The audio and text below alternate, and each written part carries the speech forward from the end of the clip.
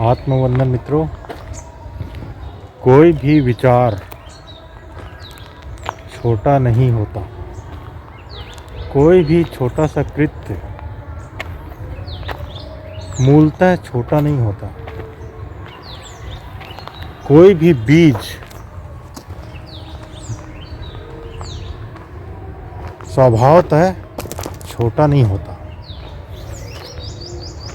हमें शुरुआती दौर में ये सारी चीज़ें हमको छोटी दिखाई देती हैं, लेकिन यदि समय रहते छोटे से कृत्य, छोटे से विचार और छोटे से बीज को यदि इग्नोर कर दिया तो वह बहुत बड़ी समस्या या विशाल वट वृक्ष के रूप में आने वाले समय में हमारे सामने प्रत्यक्ष प्रकट होकर हमें बहुत ही नुकसान पहुंचा सकते हैं। महात्मा गांधी को जब पहली बार दक्षिण अफ्रीका में ट्रेन से धक्का मारकर बाहर निकाल दिया गया था, तो तभी से उनके अंदर एक विचार आया था कि एक दिन मैं इन अंग्रेज़ों को भारत से और यहाँ से इनको भगा कर ही रहूँगा। और उसी दिन के बाद से वो मोहनदास करमचंद गांधी से महात्मा गांधी के सफ़र में अग्रसर हो गए। बाबा भीमराव अंबेडकर, दलित परिवार में उनको इतना सताया गया, इतना उनके ऊपर अत्याचार किया गया, लेकिन उनके अंदर वो दृढ़ता थी, वो विश्वास था और वो विचार का बीज था जो उनको असीम संघर्षों के बावजूद भी भारत में एक महत्वपूर्ण भूमिका और एक संविधान निर्माता के रूप में आज तक उनको बड़े सम्मान से याद किया जाता है। मेरे कहने का तात्पर्य यह है कि हम छोटे से कृत्य को अनदेखा ना करें। एक वृक्ष, एक बीज जो है वह कहीं पर उग गया है, कोई घर उसके पास हो,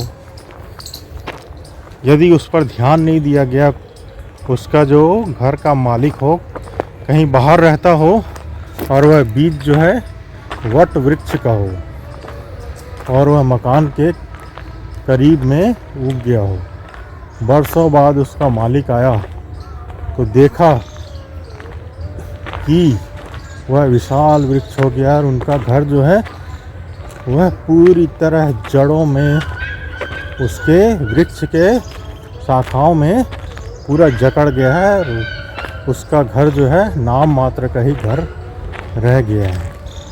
तो हमारे अंदर छोटा सा विचार कोई भी आता है, क्रोध का, ईर्ष्या का, वैमनस्य का, वासना का, तो तत्क्षण सजग हो जाएं, क्योंकि यह बीज है और यह बीज बड़ा विशाल कृत्य, घटना या फिर बहुत बड़े किसी चीज़ का रूप धारण कर सकता है आने वाले समय में। इसलिए तुरंत उसे पहचान कर उसे दग्ध कर दें, उसे समाप्त कर दें। एक भिक्षु था और वह हमेशा कुछ समय बाद अपने गाल में एक चपत लगाया करता था, झापड़ मारा करता था अपने गाल में।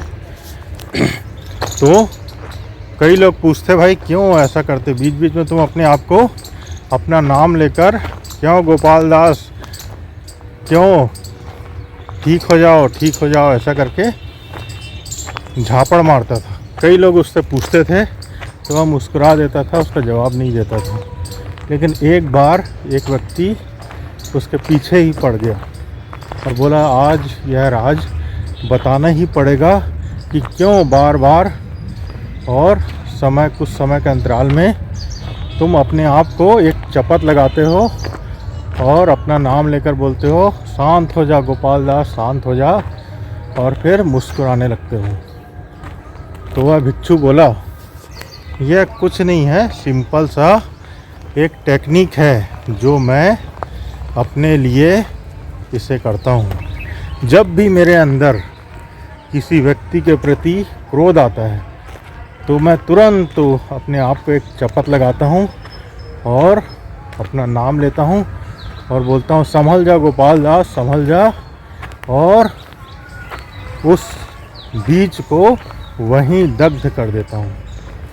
इस प्रकार मैं अपने जितने भी नेगेटिव विचार हैं जो मेरी जीवन यात्रा में बाधा बन सकते हैं, उसे मैं इसी तरह अपने आप को याद दिला के, स्मरण करके दग्ध करता हूँ अपने बीजों को, ताकि यह समय आने पर कोई बड़ा कृत्य न बन जाए, समय आने पर कोई बड़ी घटना का रूप न ले ले।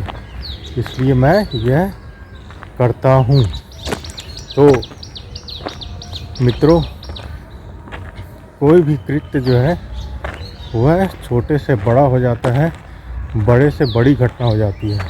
कोई मित्र नाराज़ हुआ तो हम सोचते हैं कि मनाएंगे उसे कभी, लेकिन वह बीज पड़ गया मित्र।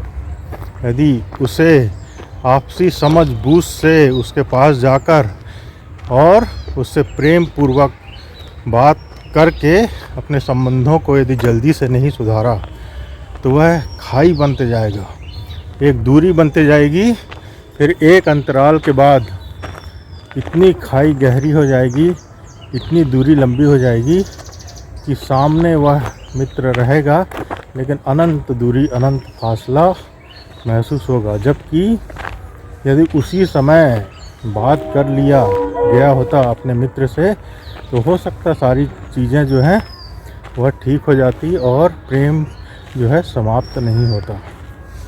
मित्रों के बीच, रिश्तेदारों के बीच और बहुत सारी अपने मधुर संबंधों के बीच हम छोटे छोटे बातों को इग्नोर करके उसे मन में ही रख लेते हैं और धीरे धीरे करके वह हमारे संबंधों को निगल जाती है, खा जाती है, और बचता है हमारे पास एकाकीपन, अकेलापन, पछतावा और दुख।